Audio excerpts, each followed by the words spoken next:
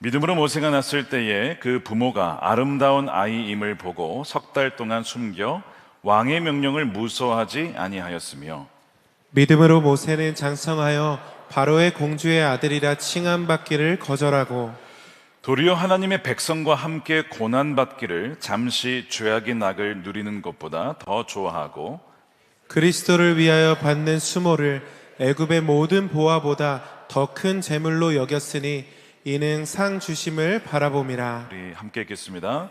믿음으로 믿음으로 애굽을 떠나 왕의 노함을 무서워하지 아니하고 곧 보이지 아니하는 자를 보는 것 같이 하여 참았으며. 아멘. 아멘. 하나님의 말씀입니다.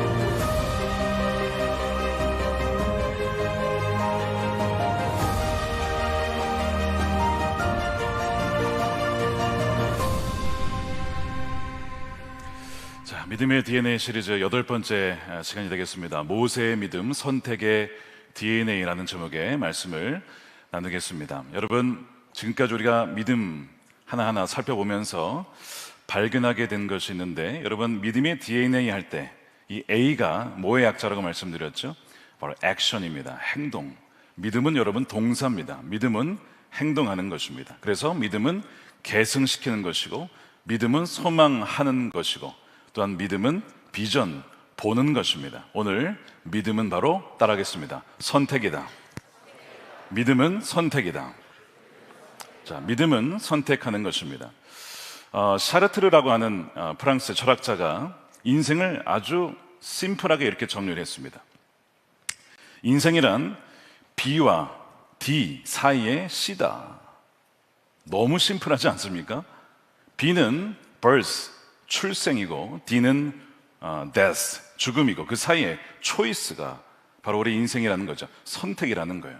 수많은 선택들로 우리가 인생을 살아가고 결국에는 죽음을 맞이하고, 그 이후에는 여러분 심판이 있는 것입니다. 뭐에 따라서요? 선택에 따라서. 우리가 무엇을 선택했느냐, 무엇을 결정했느냐, 시간을 쓰든 재물을 쓰든 무엇을 하든 다 선택이에요. 여러분들이 오늘 이 저녁에 오실 때에도 선택한 것입니다. 예배에 갈까 말까, 저녁을 먹을까 말까, 먹으면 짜장면을 먹을까 짬뽕을 먹을까, 결정, 진짜 수많은 선택들 가운데 오늘 이 자리에 여러분들이 선택하여 오신 것이죠. 또한 온라인으로 접속하여 오신 것입니다. 여러분들의 선택에 하나님의 기름 부으심과 축복이 부어지게 되기를 축복합니다. 수많은 선택 가운데에 여러분들이 어떤 결정을 하느냐에 따라서, 어떤 거는 뭐 사소한 결과가 오기도 하지만, 뭐 짬뽕을 먹든 짜장면을 먹든 그게 뭐 대단한 결과를 가져오겠습니까? 그런데 어떤 선택은 엄청난 영향을 준다는 거예요. 이 엄청난이라는 표현으로 표현이 안 돼요. 왜냐? 어떤 선택은 eternity, 영원을 결정하기 때문입니다. 우리의 영원. 그래서 그 선택에 있어서 우리가 굉장히 신중해야 된다는 거예요. 대가를 치르기 때문입니다. 그래서 오늘 우리가 이 말씀을 통해 정말 오늘 예배에 오신 분들 중에 영원한 가치를 잃어버리는 분이 한 분도 없게 되기를 축복합니다. 자, 오늘 말씀을 들었는데 내가 잘못된 선택을 했다, 영원한 가치를 잃어버린 선택을 했다, 아예 몰랐으면 그래도 좀 괜찮죠. 몰랐으니까. 말씀을 들었는데도 그랬다, 이토록 안타까운 일이 어디 있겠습니까? 그러니까 오늘 뭐 온라인으로 오셨든 뭐 오프라인으로 오셨든 간에 오늘 말씀으로 하나님 저에게 잘 선택할 수 있는 분별력을 주십시오. 그렇게 기도하시면서 오늘 말씀을 들으시면 좋겠습니다. 자, 오늘 우리가 이제 살펴볼 인물, 자, 인류의 역사상 야, 이런 선택을 하는 사람도 있을까 싶을 정도로 정말 값비싼 대가를 지불했던 한 남자를 보게 될 텐데, 우리가 이미 알다시피 모세라고는 하는 인물입니다. 자, 한번 상상력을 발휘해서 모세가 40살이 되었을 때에 그 당시에 오늘날 미국보다 훨씬 더 강력한, 지금이야 어떤 강력한 나라가 여러 군데 있으니까 그렇지만 당시에는요, 애굽, 이집트가 가장 강력한, 거의 유일한 나라였습니다. 그 나라의 파라오의 딸의 아들이라고 하는 어마어마한 영향을 가진 사람이었죠. 그가 세계 최강대국 이집트의 왕자라고 불렸습니다. 사도행전 7장에 보니까 스데반이 설교를 하면서 이 모세가 어떤 훈련을 받았느냐, 애굽 사람의 모든 지혜를 배웠고 그의 말과 하는 일들이 능하였다라고 얘기를 합니다. 그리고 유대 역사가죠, 요세푸스의 기록에 의하면 이 모세의 이제 어머니죠, 그 바로의 공주였던 테르무티스에게는 이 자녀가 없었기 때문에 이 모세가 실질적인 법적인 자녀였습니다. 그래서 어느 날 바로에게 가서 이런 얘기를 했다는 거예요. 나에게 합법적인 자녀가, 실질적인 자녀가 없다면 이 모세를 당신의 보좌를 잇는 왕이 되게 해달라고, 후계자가 되게 해달라는 요청을 했다는 기록이 요세푸스의 기록에 있습니다. 그 정도로 여러분 모세가요, 어마어마한 영향을 가질 수 있었던 그런 사람이었다는 거예요. 화려한 왕궁이 있죠. 머리를 조아리는 수천 명의 신하들이 있죠. 군사력이 있죠. 세계 최고의 문명과 학문이 있죠. 모든 부와 권력을 합법적으로 누릴 수 있었던 사람이 바로 여러분 모세입니다. 자, 여러분, 많은 그리스도인들이 기도할 때에 이런 기도를 할 때가 있습니다. 하나님, 또 자녀를 기도할 때, 자녀를 위해서 기도할 때에, 하나님, 우리 자녀가 진짜 머리가 될지언정 꼬리가 되지 않았으면 좋겠습니다. 이렇게 기도를 해요. 영향력을 달라는 거예요. 어떤 분야에 있어서 영향력을 달라. 그래서 머리가 되어야지 꼬리가 안 된다는 것이죠. 그래서 어떤 분들은 꼬리곰탕도 안 먹는다는 거 아닙니까? 꼬리가 될까봐. 비싸서 못 먹어요, 꼬리곰탕 사실. 어쨌든 머리가 돼야 되는데 이 꼬리가 되면 안 된다, 이런 기도 들을 때가 많이 있어요. 죄송합니다. 혹시 그런 기도 하시는 분들이 계시다면 죄송하지만 그게 맞기도 하지만 꼭 그렇지 않기도 합니다. 제가 이제 이 말씀을 들은 이유가 있어요. 바닥에서 고생하는 것보다 올라가서 높은 고지를 점령해야 되는 거 아니냐. 전쟁에서도 고지전이 있잖아요. 고지를 점령해 위에서 내려다 보기 때문에 공격을 하든 방어를 하든 높은 지대를 점령해야 됩니다. 그래서 전쟁에서 이길 수 있다는 거예요. 그래서 정치, 경제, 사회, 문화, 교육, 가정, 국방, 의료, IT 각 영역 속에 리더가 돼서 선한 영향력을 발휘하여 그 분야를 하나님께 내어드리는 사람이 되어야 한다라고 이야기를 하는 거예요. 여러분, 100번 맞는 말 아닙니까? 그러면 영향력이 있는 것을 정말 악한 사람이나 안 믿는 사람이나 정말 내 마음대로 하는 사람들에게 줘야겠습니까? 기왕이면 믿는 사람들이, 크리스천들이 그 영역의 리더십 자리를 차지하는 것이 여러분 100번 1000번 나은 것이죠. 그래서 여러분 이것을 고지론이라고 부르는데요, 이런 성경에서도 그런 예가 나오고 우리 교회 역사를 봐도 그런 인물들이 굉장히 많이 나옵니다. 우리가 지난주에 살펴보았던 요셉만 해도 총리가 됐잖아요. 바로가 그런 얘기를 했죠. 너가 나보다 저기 높은 건 아니지만 그래도 나에 못지않은 영향을 너에게 주겠다 하면서 반지를 빼어주지 않습니까? 그러면서 이제 결국 그 총리직에 있었기 때문에 경제 정책도 펴고 위기에서 흉년에서 건져낼 수도 있었던 것이죠. 또 누가 있을까요, 성경에? 여러분, 다니엘이잖아요. 다니엘은 뭐 총리를 몇 번 했습니까 도대체? 제국이 바뀌어도 총리를 그대로 하고 있어요. 얼마나 유능한 인재였으면 제국이 바뀌고 왕이 바뀌어도 계속해서 그 총리 자리를 유지하는 거예요. 그래서 하나님이 진짜 왕이시다, 하나님이 진정한 신이시다라는 것을 증언한 사람, 그 사람이 다니엘 아니었습니까? 여러분, 또 영국의 19세기 윌버퍼스는 어떻습니까? 윌버퍼스도 국회, 그 영국의 국회의원 자리를 내려오지 않았어요. 그 자리에 버티고 있어야만 입법을 해서 노예제도 폐지할 거 아닙니까? 아니 뭐 내가 내려가면 누가 할 거야 그럼 그거를. 그러니까 그 자리를 지키고 버티고 있는 것도 엄청난 믿음이에요. 얼마나 많은 공격이 있었겠습니까? 윌버포스가 지켜냈기 때문에 결국에는 영국의 노예제도가 폐지가 되어지고 미국도 사라지고 전 세계적으로 그런 것이 확산이 된 거예요. 뭐 이런 예가 굉장히 많이 있죠. 또한 네덜란드에 아브라함 카이퍼라는 사람이 있습니다. 들어보셨습니까? 이 사람이 했던 얘기가 유명한 단어가 있습니다. 영역 주권, sphere sovereignty라고 하는, 모든 영역은 하나님의 영역이다. 모든 진리는 하나님의 진리다. 왜 교회를 종교라는 박스에만 가둬두려고 하느냐? 기독교의 진리가 모든 하나님의 진리이기 때문에 퍼져야 된다는 거예요. 어디로요? 아까 말씀드린 정치 영역에, 경제 영역에, 모든 영역 속에 퍼져야 된다라면서 1880년 자유대학교 설립을 하죠. 자유대학을 설립하면서 연설을 하는데 무슨 얘기를 하냐면, 우리 인간의 삶 모든 영역에서 만물의 주권자이신 그리스도께서 내 것이다 라고 표하지 않으시는 것은 단 한 인치도 없다. 한 치도 없다는 거예요. 다 그리스도의 영역이다. 자, 그래서 그 영역을 되찾아야 된다. 지금 악이 빼앗아 갔고 악이 찬탈을 했으므로 그 영역을 빼앗아 와야 한다. 이것이 자유대학을 세울 때 그가 외쳤던 이야기입니다. 여호수아를 강의할 때 우리가 이제 가나안의 7 족속을 얘기할 때 그 땅이 하나님의 땅이에요. 거룩한 땅이에요. 그런데 우상 숭배와 온갖 더러운 것들을 섬기는 땅이 돼버렸어요. 다 뭐가 된 거예요? 영역을 빼앗긴 겁니다. 그 여호수아의 사명이 뭐였던 거예요?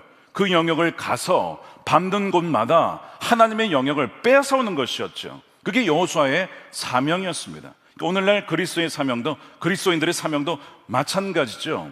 빼앗긴 영역 속에 하나님의 영광이 사라진 곳에 들어가서 다니엘처럼 총리가 된 것처럼, 요셉처럼, 카이파처럼, 윌버퍼스처럼 하는 하나님의 사람들이 세워져야 하지 않겠습니까? 우리 선한목전교회에서 그런 인물들이 나오게 되기를 축복합니다. 정말 그런 역할을 우리가 감당을 해야 된다는 것이죠. 자, 그런 점에서 여러분, 모세야말로 완벽한 고지론의 모델입니다. 애굽을 통째로 시스템을 바꿀 수 있었던 사람이에요. 그래서 이 파라오 옆에서 차기 권력자로서 그 막강한 힘을 이용하여서 노예제도 개혁하고 하나님의 이스라엘 백성들을 합법적으로 아주 세련되게 도울 수 있었던 최고의 위치. 야, 이래서 하나님이 모세를 거기에 보냈나 보다, 어렸을 때부터. 뭐 이런 생각을 할 정도로. 자, 그런데 오늘 우리 히브리서를 통해서 이제 모세의 믿음을 딱 보는데, 우리가 이제 모세의 믿음을 할 때 성경이 뭐라고 얘기하냐면, 모세가 그렇게 이집트의 왕자로서의 그 역할을 잘 버텨내며 그 자리를 지켰던 것을 믿음이라고 하지 않습니다. 그걸 믿음이라고 하고 않고 있어요. 성경은 모세가 그 자리에서 내려온 것을 믿음이라고 얘기합니다. 그 자리에서 내려온 선택을 믿음이라고 하고 있어요. 그 자리를 포기했다는 거예요.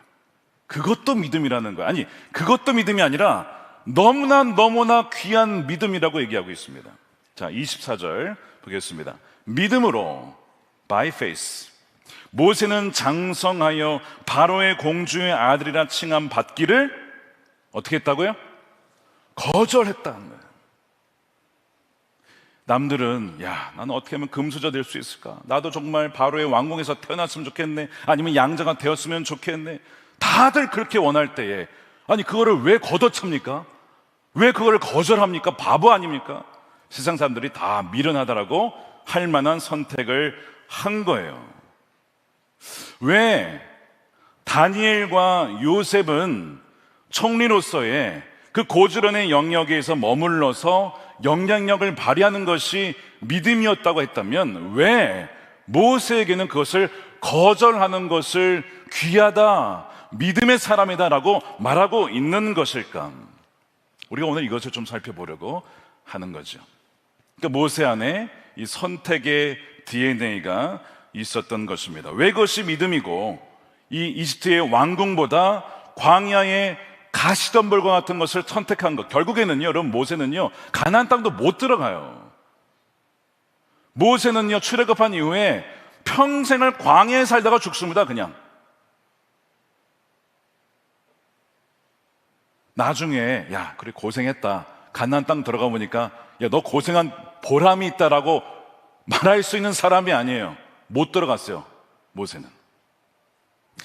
그렇지만 성경은 모세가 믿음의 사람이다 라고 이야기를 하고 있습니다. 그것이 왜 믿음이고 어떻게 하면 그 믿음이 작동될 수 있는지를 오늘 3V를 통해서, 세 가지 단어를 통해서, 좀 키워드를 통해서 추적해 보고자 합니다. 자, 첫 번째, 선택의 DNA는 거짓된 정체성을 거절하는 것입니다. 이 거절을 비토라고 제가 단어를 선택해 봤습니다. 비토.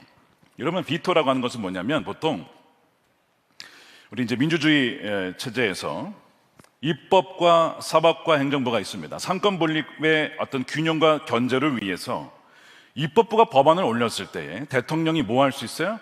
거부할 수 있습니다. 그 거부권, 이것이 바로 비토입니다. 거부할 수 있는 거예요. 자, 그래서 24절에 보니까 이 믿음으로 모세가 거절했다는 거예요. 이 애굽의 좋은 모든 권력과 명예와 포지션을 거절했다는 거예요.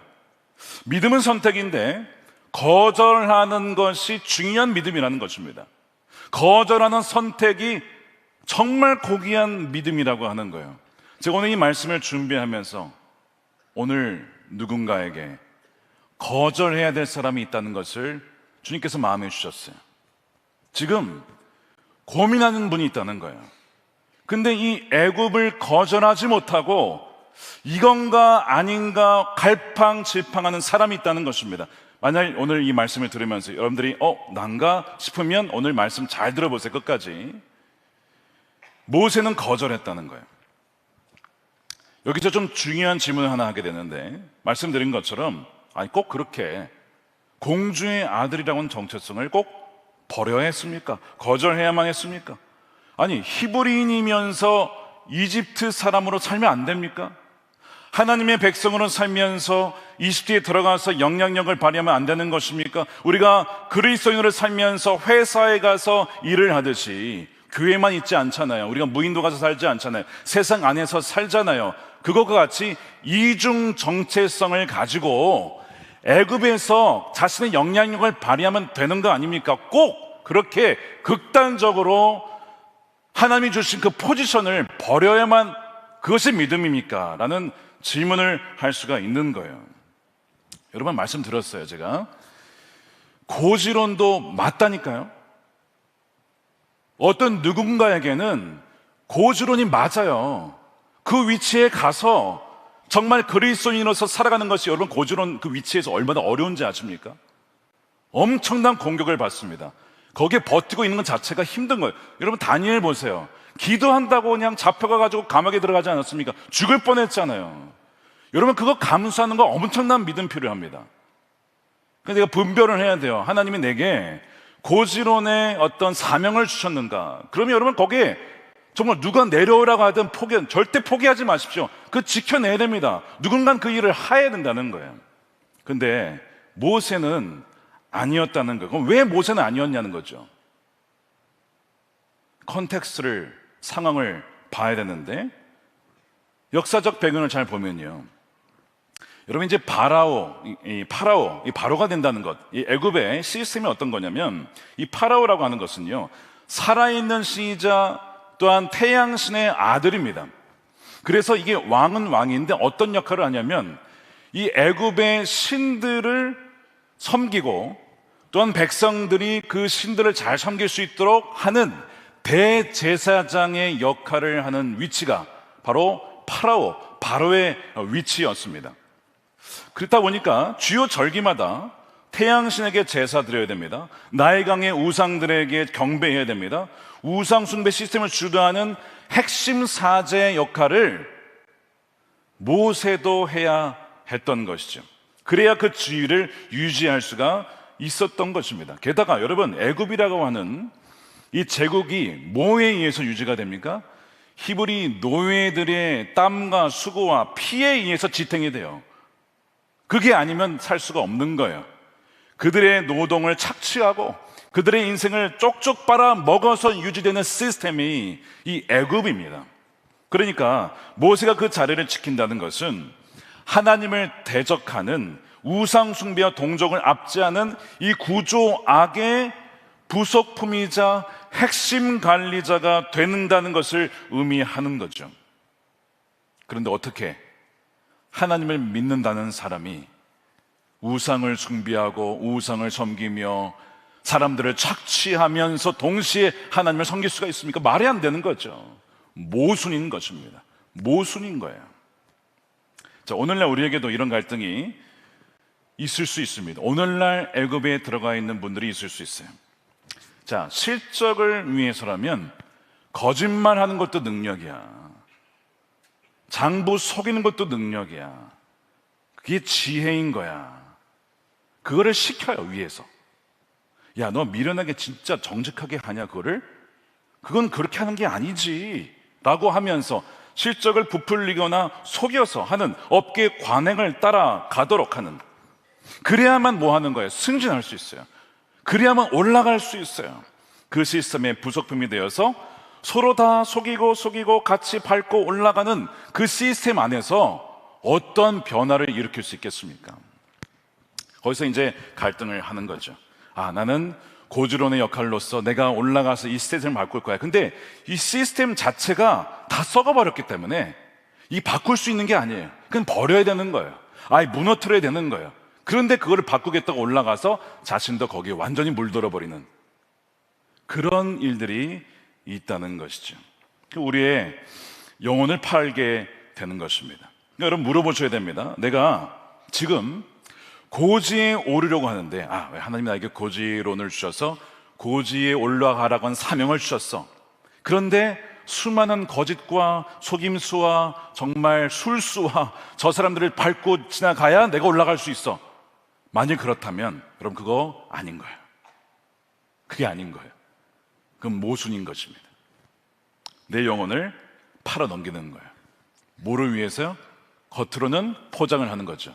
내가 하나님의 이 영역에 부름받아 다니엘과 요셉처럼 나도 그렇게 쓰임 받을 거야 라는 것으로 포장할 뿐, 사실상 내 속은 온갖 이 애굽의 욕망으로 물들어 있는 것일 수도 있다는 거예요. 하나 제가 예를 들어보겠습니다. 한 목사님이 미국에서 사역할 때 한 청년이 진짜 일만 되면 다 아는 명문대를 졸업했어요. 공대를 나온 거예요. 근데 취직이 되지 않네. 그러니까 아니 명색이 명문대를 나왔는데 취직이 안 되니까 마음이 너무 위축이 되어 있었답니다. 자, 그런데 엄청 기도를 한 거예요. 하나님 저에게 취직되게 해주세요. 좋은 잡을 주세요. 근데 진짜 하나님이 응답을 주신 것 같아. 너무 좋은 제안이 들어온 거예요. 자, 어떤 제안이냐면 일단 첫 번째, 재택근무예요. 야, 재택근무. 회사를 안 가도 돼. 더 놀라운 거, 이틀만 일하면 돼요.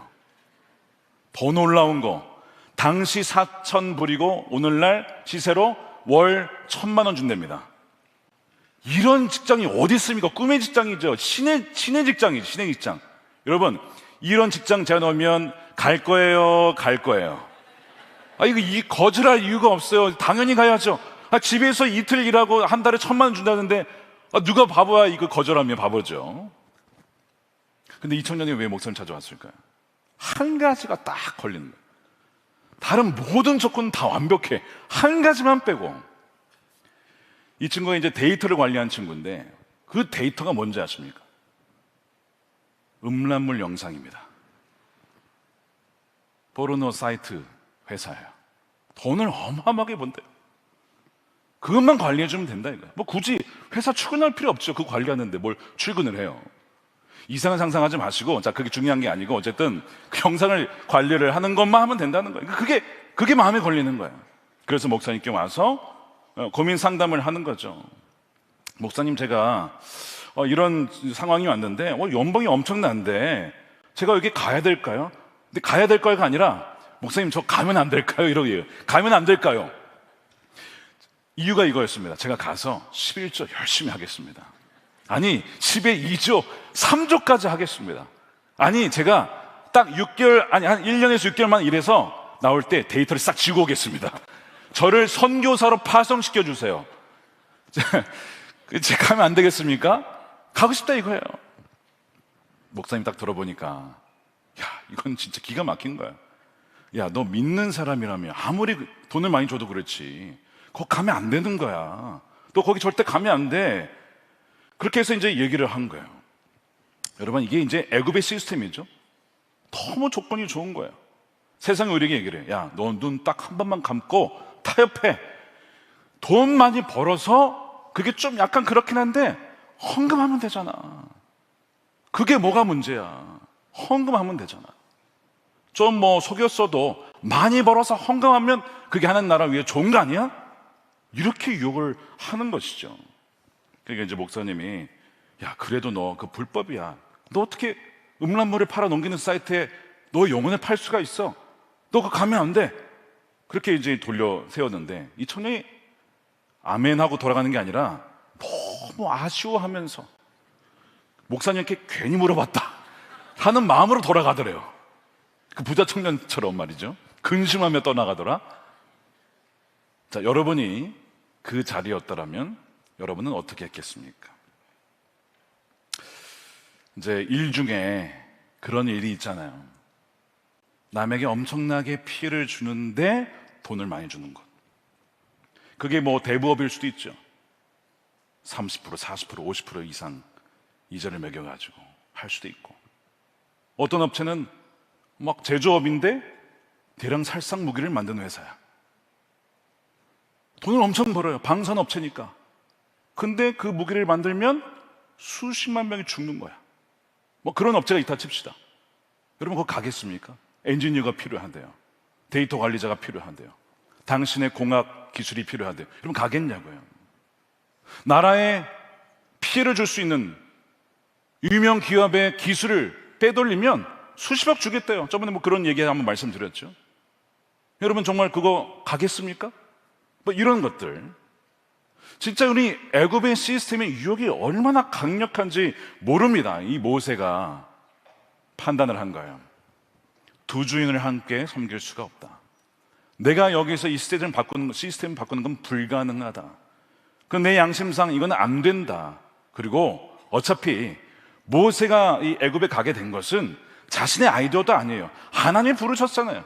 가서 내 백성을 거기서 끄집어내라. 애굽을 거절하고 내 거룩한 백성들을 내가 세울 거야. 너가 그래서 가는 거지 거기 가라고 있으라고 보낸 게 아니야. 그 비전이 하나님으로부터 나온 것이죠. 그러니까 모세가 그걸 알았기 때문에 그걸 거절하는 거예요. 여러분, 불순종이 우리는 늘 부정적으로만 쓰지만 거룩한 불순종이 있습니다.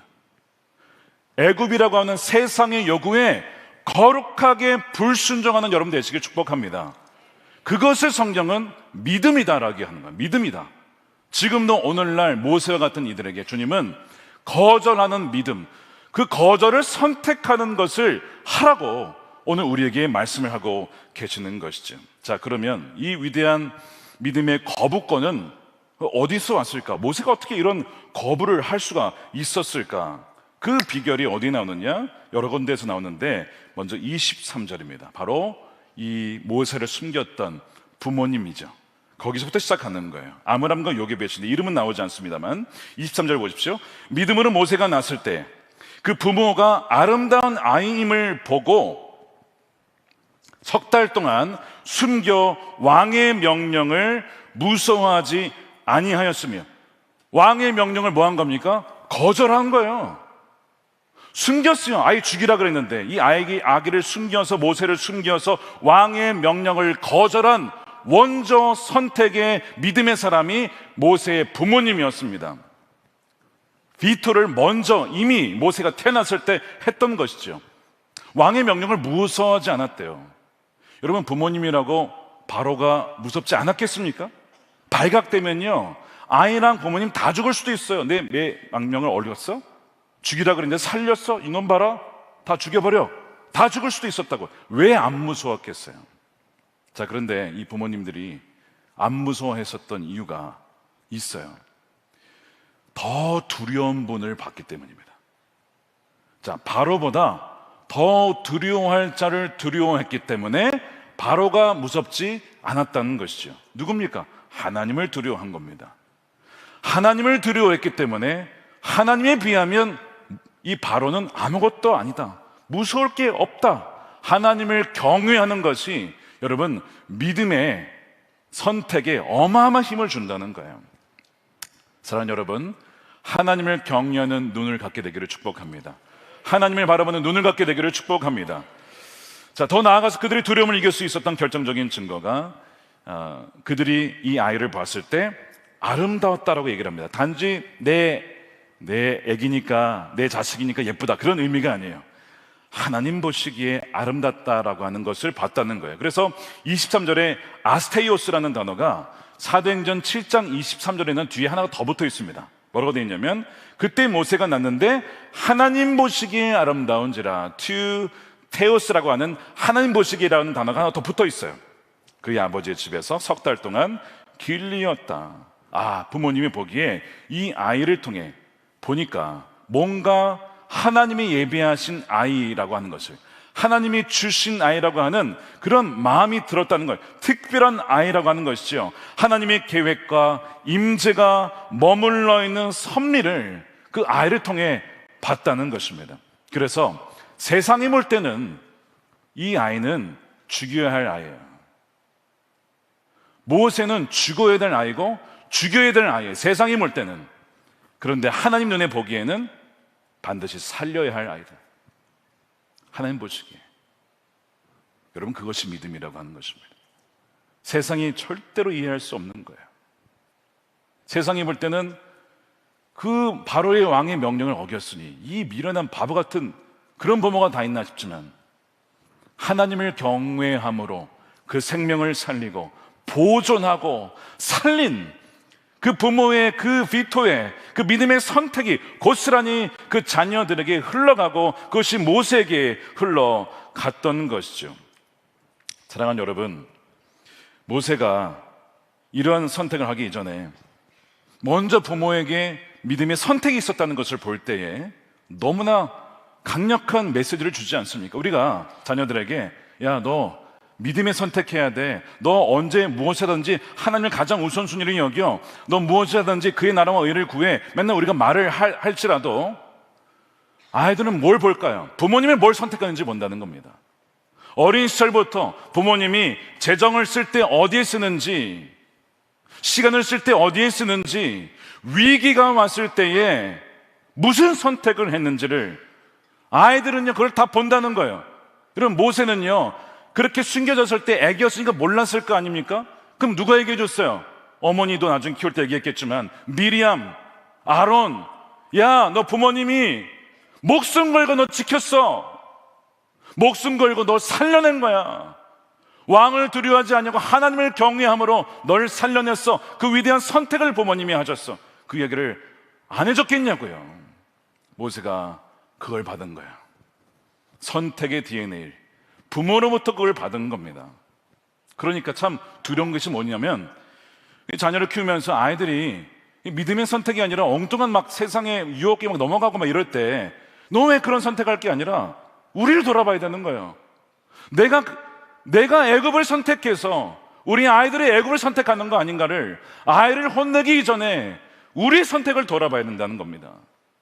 저는 참 두려울 때가 있어요. 때로는 우리 아이들 어디 가서 엉뚱한 선택하면, 야, 그 아빠가 김다희 목사라는데 애들이 엉뚱한 선택하는 거 보니까 아버지도 엉뚱한 선택을 했나 보다, 그렇게 생각할 수도 있어서 정말 두렵고 떨림으로 아이들을 위해서 기도하고, 그뿐만 아니라 매일매일 선택의 수많은 B와 D 사이의 초이스의 선택 중에서 정말 하나님과 아이들에게 부끄러움 없는 선택을 내가 오늘도 내리느냐, 내일도 내릴 것인가, 늘 돌아보게 된다는 거예요. 왜요? 선택의 DNA는 모세에게 나온 게 아니라 부모에서부터 먼저 온 거기 때문에. 여러분, 도전되지 않습니까? 한번 돌아보십시오. 이번 주에 내린 여러분들의 선택이 나중에 아이들이 컸을 때, 아이들이 그걸 들었을 때 정말 부끄러움 없는 선택이십니까? 와, 엄마 아빠 그럴 줄 몰랐어, 그리스도인 줄 알았는데, 하나님의 백성인 줄 알았는데 애굽 사람이네, 가나안 족속이네 라고 하진 않겠습니까? 저는 이 말씀을 묵상하고 준비하면서 제 자신을 다시 한번 돌아보게 됐어요.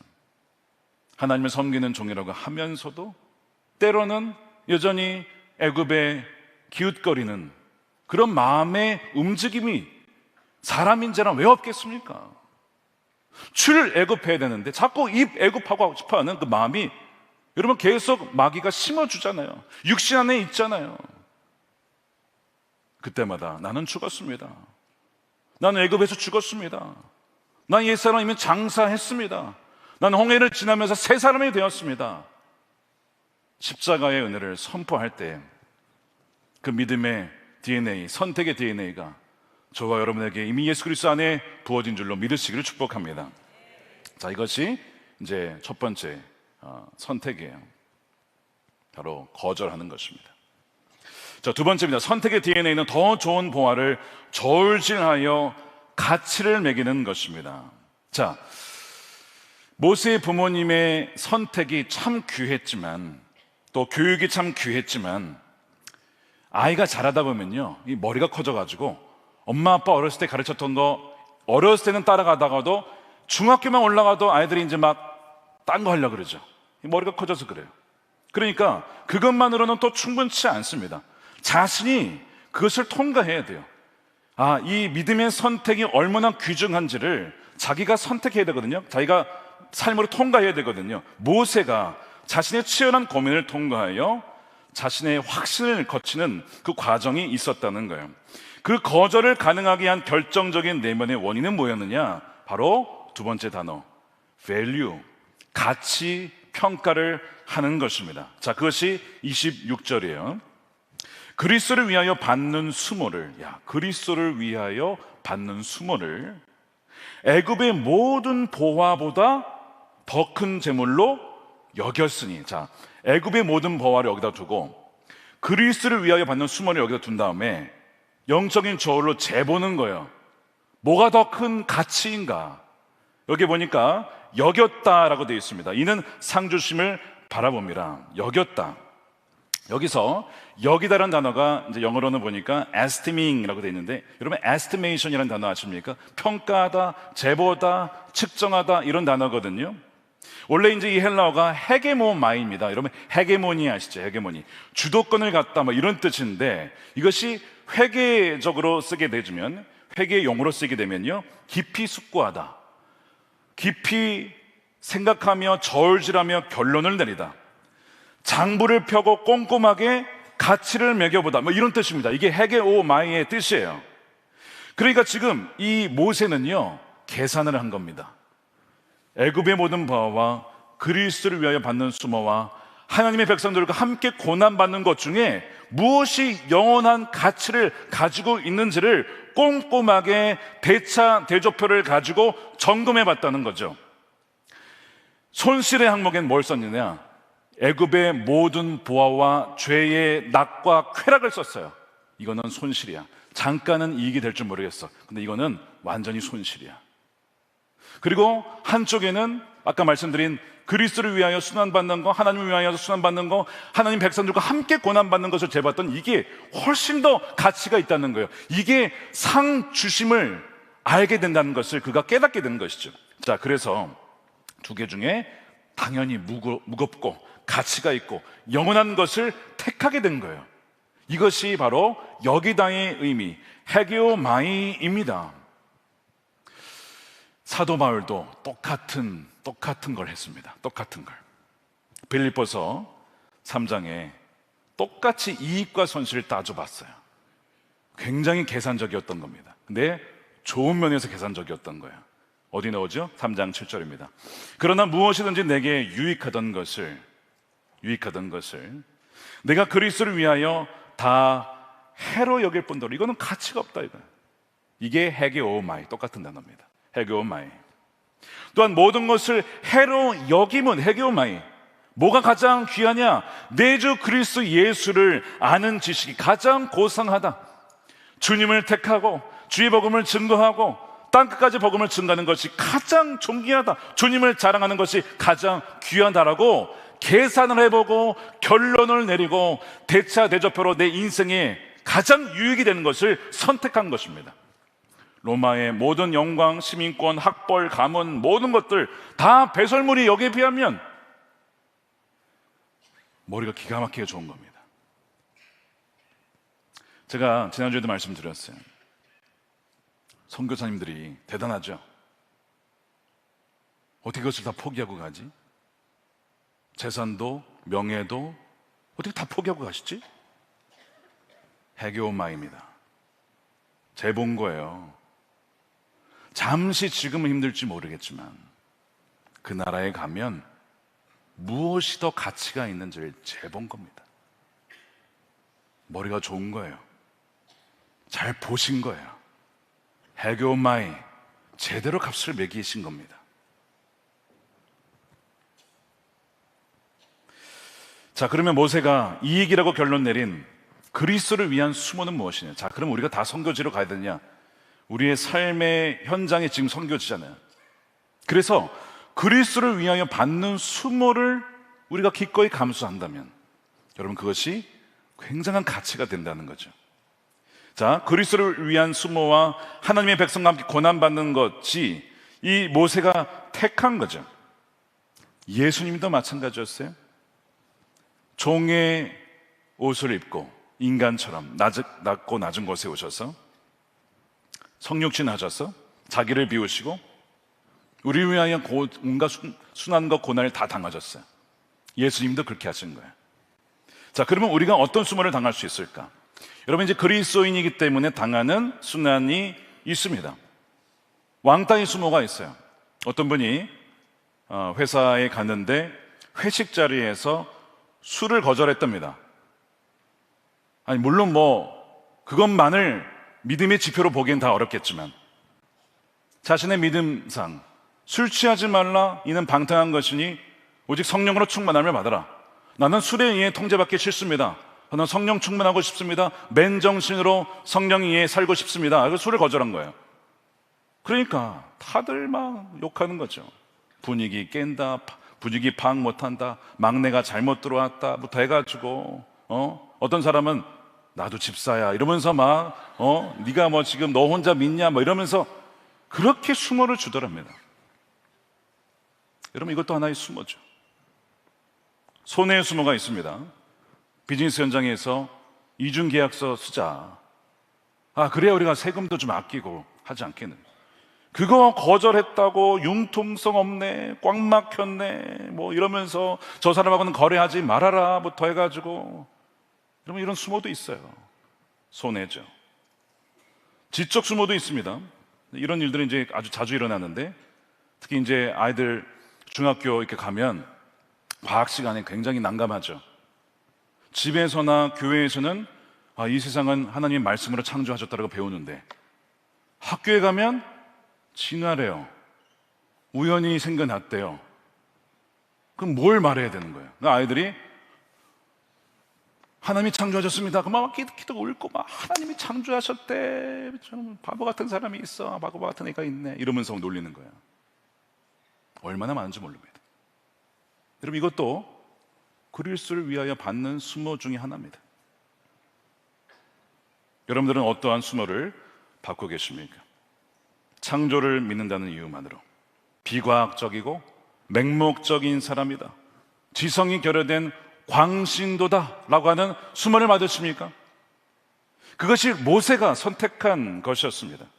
여러분 기억하시죠? 그 수모는 부끄러움이 아니라고 하는 거예요.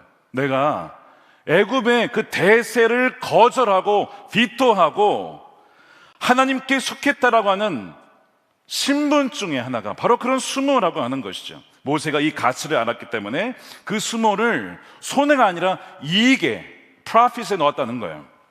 아주 지혜로운 투자였던 것이죠. 세상 사람들은 절대 이것을 이해하지 못합니다. 그들은 보이지 않는 상급을 계산에 넣을 수가 없기 때문이죠. 제가 참 좋아하는 작가죠. C.S. 루이스의 영광의 무게, 그 두껍지 않은 책인데 이런 얘기를 합니다. 복음서가 당당하게 약속하는 보상, 그 엄청난, 오늘 본문에도 보상 얘기 나오죠. 엄청난 보상들을 생각하면 우리 주님은 우리의 갈망이 너무 강하기는커녕 너무 약하다라고 말씀하실 듯합니다. 우리는 무한한 기쁨을 준다고 해도 술과 섹스와 야망에만 집착하는 냉담한 피조물들입니다 라고 하면서 비유를 들기를, 마치 바닷가에서 휴가를 보내자고 말을 해도 그게 무슨 뜻인지 상상하지 못해서 빈민가 구석에서 지능이나 만지고 있는 그런 철없는 아이와 같다는 거예요.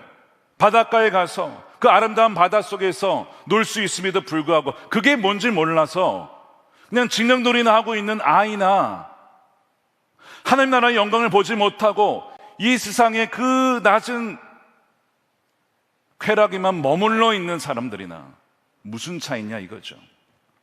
여러분, 세상 사람들이 그와 같다는 거예요. 진흙파이 때문에 그게 전부인 줄 알고 하나님이 약속하신 그 놀라운 상급을 보지 못한다는 것이죠. 근데 모세는 뭘 봤다는 거예요? 상주심을 봤다는 거예요. 상주심을 봤기 때문에 애굽이 전혀 미련을 둘 필요가 없었다는 거예요. 모세에게 그런 믿음이 있었는데, 바라기는 저와 여러분들에게 그런 믿음의 눈이 활짝 열리게 되기를 축복합니다. 자, 이거는 계산하는 거라고 말씀을 드렸어요. 진짜 뭐가 유익인지를 계산하는 거가 해교마이입니다. 무엇이 더 가치가 있는 것이냐, 무엇이 더 가치가 있는 것이냐. 헨리 나운이라는 작가가 있죠. 돌아가셨어요. 노더데임, 노틀담 대학이라고 하는 대학, 미국의 철학하면 그 대학입니다. 예일 대학교, 하버드 대학교, 다 거기서 교수직을 했어요. 학생이 아니고요, 프로페서로, 교수로서 당대 최고의 지성이었습니다. 오해하지 마십시오. 여러분, 대학가에 가서, 그 세속적인 대학가에 가서 누군가는 하나님의 진리를 전해야 될 사명이 있다라고 제가 말씀을 드렸습니다. 누군가는 거기 들어가셔야 돼요. 그래서 모든 진리는 하나님의 진리입니다 라는 것을 변증하고 담대하게 이야기해 줄 수 있는 교수님들이 필요해요. 근데 이 헨리 나운에게는 아니었던 것 같아요. 말씀드린 것처럼 요셉이나 다니엘이나 윌버포스나 카이퍼나 그런 사명을 가진 사람도 있겠지만, 이 나운에게는 거기에 있으면서 영적으로 더 메말랐다는 거예요. 어떤 위기가 찾아왔냐면, 자신의 영을 돌아보는데 자기가 뭘 즐거워하고 있냐면, 하나님 때문에 만족한 게 아니라 강단에서 쏟아지는 학생들의 박수와 베스트셀러 작가라고 하는 사람들의 인정과 그 포지션과 그 명예를 하나님보다 훨씬 더 귀하게 여기고 좋아하고 사랑하고 있더라는 것입니다. 소위 그 학교가, 그 하버드라고 하는 학교가 나우엔에게는 애굽처럼 느껴졌던 거예요. 그러면서 어느 날 눈이 열리게 되었습니다. 그에게 더 이상 하버드의 성공은 사명의 도구가 아니라 하나님을 가리는 우상이, 애굽이 되어가고 있었기에, 그에게 믿음은 그 하버드에서 버티고 하나님의 진리를 증거하는 것이 믿음이 아니라 그에게는 거기에서 내려오는 것이었습니다. 여러분, 이게 어려울까요? 이게 어려울까요? 둘 다 만만치 않죠. 그 버티고 있는 것도 쉽지 않지만 그 내려오는 것도 쉽지 않습니다. 근데 그는 그것을 내려놨습니다. 그리고 어디로 갔느냐? 1986년에 대학 강당 내려와서 지적장애인 공동체 라르쉬 데이브레이크로 돌아갑니다. 우리가 이제 뮤지컬로도 한번 봤죠. 광야 뮤지컬을 통해서. 그 사람들이 말해요. 왜 그 좋은 자리를 버리고 갑니까? 더 큰 영향력을 미칠 수 있었을 텐데요. 그가 계산을 했어요. 아니라고 하는 거예요. 사람들의 환호 속에 영혼이 메마른 것보다 장애인 한 명 한 명을 사랑하며 씻겨주는 것, 그러면서 경험하는 하나님의 깊은 임재와 사랑이 비교할 수 없이 저에게는 큰 가치입니다. 그 나우에는 그 선택을 하는 거예요. 여러분, 이것이 핵심인데, 모세처럼 왕궁을 떠나 광야로 가는 것도 믿음이고, 다니엘처럼 왕궁의 남아 뜻을 정하는 것도 여러분 믿음입니다. 중요한 건 뭐냐? 장소가 아니에요. 로케이션이 아닙니다. 중요한 것은 내가 있는 곳에서 무엇을 가장 가치 있게 여기고 사랑하느냐예요. 그 포지션에 가서도 여전히 하나님을 사랑하며 존귀히 여기며 그렇게 살아갈 수도 있어요. 반대로 바닥에 내려가서 또 여전히 애굽을 갈망하며 부러워하며 살 수도 있습니다. 이건 로케이션, 장소가 중요한 게 아니에요. 내 마음이 무엇을 사랑하고 가치 있게 여기냐가 훨씬 더 중요한 것입니다. 여러분은 무엇을 value, 가치 있게 여기십니까? 그렇기 때문에 거절을 하십니까? 믿음은요, 가장 가치 있는 것을 개선하여 내 인생을 투자하는 최고의 지성적 선택입니다. 자, 다시 말씀드릴게요. 믿음은 가장 가치 있는 것을 계산하여, 해교마이, 내 인생을 투자하는 단어를 제가 의도적으로 쓴 거예요. invest, 투자하는 거예요. 내 인생을 투자하는 최고의 지성적인 선택이 바로 믿음이라고 하는 겁니다. 이 계산이 모세는 끝났기 때문에 미련 없이 애굽을 버리고 거절하고 나올 수가 있었던 것입니다. 사랑하는 여러분, 진정한 나라의 가치를 발견하는 여러분들 되시기를 축복합니다. 이미 하나님께서 말씀을 통해서, 기도를 통해서, 하나님의 사람들을 통하여서, 강단에서 쏟아지는 메시지를 통하여서 하나님께서 여러분들에게 이미 무엇이 가장 가치 있고 영원한 가치가 있는지를 보여주셨습니다. 남은 것은 저와 여러분의 선택만 남은 거예요. 나중에 결정하지 마시고, 나중에 선택하지 마시고, 오늘 이 저녁에 그 영원한 가치를 선택하는 여러분들이 되시기를 축복합니다. 자, 마지막입니다. 모세가 거절하고 그 다음에 가치 있게 여겼어요. 그래서 이제 애굽을 빠져나옵니다. 자, 그런데 현실은 뭐였어요? 광야예요. 거절하고 선택하는 거는 뭐 한 번에 할 수 있고 몇 번의 선택을 통해서 할 수 있는데, 지속하는 거 있죠. 계속 그 방향으로 오랜 순종 지속해 나가는 것은요, 이거는요 한 번으로 되지 않습니다. 뭐가 있어야 될까요? 이제 이게 세 번째가 나오는 거예요. 우리 함께 읽겠습니다. 세 번째, 시작. 셋째, 선택의 DNA는 보이지 아니하는 자를 보는 시선, 비전입니다. 자, 첫 번째가 비토, 두 번째가 value, 가치를 매기는 것, 세 번째가 바로 비전, 보는 것입니다. 보는 거예요. 자, 27절 보십시오. 믿음으로 애굽을 떠나 왕의 노함을 무서워하지 아니하고 곧 보이지 아니하는 자를 보는 것 같이 하여 참았으며. 여러분, 이제 인내하고 참는 과정이 필요해요. 우리는 아직 완전한 하나님 나라에 살고 있지 않습니다. 애굽과 같은 시스템 안에 살고 있기 때문에 믿음으로 사는 것은요, 인내가 필요해요. 참는 것이 필요합니다. 그런데 보는 것이 분명하면, 결승선이 보여지면 끝까지 달려갈 수가 있는 것이죠.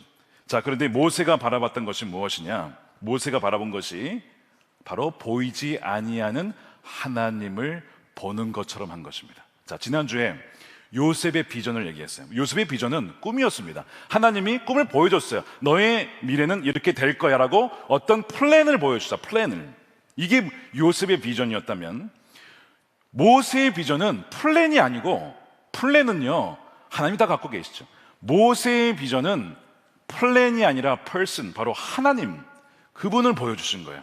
그분을 계속 보면서 따라가도록, 그리하여서 그의 선택이 다른 곁길로 가지 않고 계속해서 그 선택의 길을 갈 수 있도록 모세의 눈을 열어주셔서 바라볼 수 있도록 해 주셨다는 것이죠. 그것이 보는 것 같이라는 이 표현의 중요성입니다. 그분의 임재를 생생하게 경험하면서 마치 보이지 않는 그분을 보는 것처럼 그렇게 끝까지 달려갈 수가 있었던 것이죠. 예를 들면 홍해 앞에 갔을 때 백성들이 패닉에 빠집니다. 우리를 여기서 죽이려고 여기에 데려나왔느냐, 막 난리가 났죠. 앞에는 뭐 시퍼런 바다가 있고 뒤에는 막 전차 부대가 따라오고, 아, 우리가 이제 죽었구나라고 생각할 그때에 모세가 얘기를 합니다. 너희는 가만히 있어. 오늘 여호와께서 너희를 위하여 행하시는 구원을 보라. 지금 사람들은 다 못 보고 있는데 모세는 마치 보이지 아니하는 하나님이 우리와 함께 계심을 보는 것 같이 하여 그 시선을 고정하였기 때문에 자신의 선택이 거기서 잘못 선택했는데 망했다, 이게 아니라 맞아, 바른 선택을 한 거야, 잘한 거야, 그 비전을, 시선을 고정했다는 거예요. 그래서 홍해를 가르고 그 홍해를 가르고 끝까지 광야를 지나갈 수가 있었던 것이죠. 중요한 것은 결국에는 이 모든 선택과 거절을 가능케 하는 것은 하나님을 바라보는 시선에 있었다는 것입니다. 비전이 있었다는 것입니다. 많은 사람들이 기도 요청을 해옵니다. 목사님, 비전을 위해서 기도해 주세요. 꿈이 뭔지 모르겠습니다. 사업의 아이템이 모르겠습니다. 성공의 지도를 보여달라고 기도해 주시기 바랍니다. 이런 요청이 와요. 근데 제가 기도해 드리고 싶은 것은 바로 그겁니다. 하나님이 당신의 비전입니다. 하나님을 따라가십시오. 여러분, 모세가 어떻게 부름받았습니까? 모세가 내가 애굽을 가가지고 그냥 백성들을 다 어떻게 풀어가지고 데려와야지, 이게 나의 비전이야, 그렇게 안 했다니까요. 떨기너머에 나타나셨어. 하나님께서 나타나셔 만났잖아요. 거기서 말씀을 주셨잖아요. 하나님을 통해서 비전이 나오는 거예요. 하나님을 통해서. 그러니까 여러분, 혹시 비전을 가지고 기도하고 계시다면 그게 우선이 아니라 하나님, 제 시선이, 제 귀가 주의 말씀에, 주의 임재에 집중이 되기를 원합니다. 시선이 거기에 고정되기를 원합니다. 먼저 그것부터 기도하시기 바랍니다. 그러면 주님께서 여러분들을 한 걸음씩 한 걸음씩 하나님이 여러분들을 지으신 대로, 만드신 대로, 이 땅에 보내주신 그의 목적대로 여러분들을 끝까지 인도해 주실 것입니다. 그래서 모세의 비전은 지도가 아니라 가이드 대신 하나님을 보는 것이었습니다. 40년 동안 지도가 없었지만 불기둥과 구름기둥을 쫓아갈 때에 결국에는 끝까지 갈 수가 있었던 것이죠. 헬렌 켈러가 얘기했던 이런 말이 있다고 합니다. 시력, 사이트는 있는데 비전이 없는 것이 가장 불행하다. 볼 수는 있는데 비전이 없는 사람이 가장 불행하다. 하나님을 바라보지 못하는 것이 가장 안타까운 일인 것입니다. 사랑하는 여러분, 자, 오늘의 이제 이 세 가지 부위를 거꾸로 한번 정리해 보십시다. 거꾸로. 자, 제가 이렇게 정리해 드릴게요. 보이지 않는 하나님을 보는 비전이, 시선이 살아 있었기에 세상의 보화보다 그리스도를 위하여 받는 수모를 더 귀하게 여기는 밸류, 가치가 확립되었고, 그 확신이 있었기에 결정적인 순간에 세속의 시스템을 향해 비토, 거절을 선택할 수 있었다. 보는 자는, 주님을 바라보고 시선을 고정한 자는 무엇이 가치가 있는지를 알게 되어지고, 그러면 비로소 거절하는 것이 어려운 게 아니라 자연스러운 거예요. 자연스러운 거예요. 사랑하는 여러분, 예수님께서 세상이 주는 화려한 왕의 자리, 사람들이 왕 세우려고 그랬잖아요. 예수님 그러다가 자신들의 왕을 삼으려고 할 때마다 예수님은 거절하고 도망가셨죠. 그거를 비토하셨어요. 거절하셨어요. 가장 낮은 종의 형체와 십자가의 수모를 밸류, 가치 있게 여기셨어요. 그리고 오직 하나님과 하나님의 뜻에만 시선을 고정하는 그 비전을 두고 죽기까지 순종하셨습니다. 이것이 예수님의 선택, 그 예수님의 선택의 DNA요. 바로 이것이 예수님의 또한 하나님을 향한 믿음이었던 것이죠. 무엇을 하든지 항상 아버지를 바라보고 아버지의 뜻을 쫓아하고, 자신의 말도 내 말이 아니라 아버지의 말을 따라, 아버지가 일하시니 나도 일한다. 항상 시선이 하나님 아버지께만 집중되었던 그 예수님을 따라 우리도 우리의 믿음의 주요 완전케 하시는 예수님을 주목할 때에 분명한 가치, 영원한 가치가 분별되어지고 세상의 시스템을 거절하여 그 영원한 나라를 선택함으로써 저와 여러분들도 나중에 주님 나라에 갔을 때 히브리서 987장 이러면서 믿음으로 아무개는 선택하여, 할렐루야, 그렇게 기록되어지는 믿음의 영웅들이 되시기를 주님의 이름으로 축원드립니다.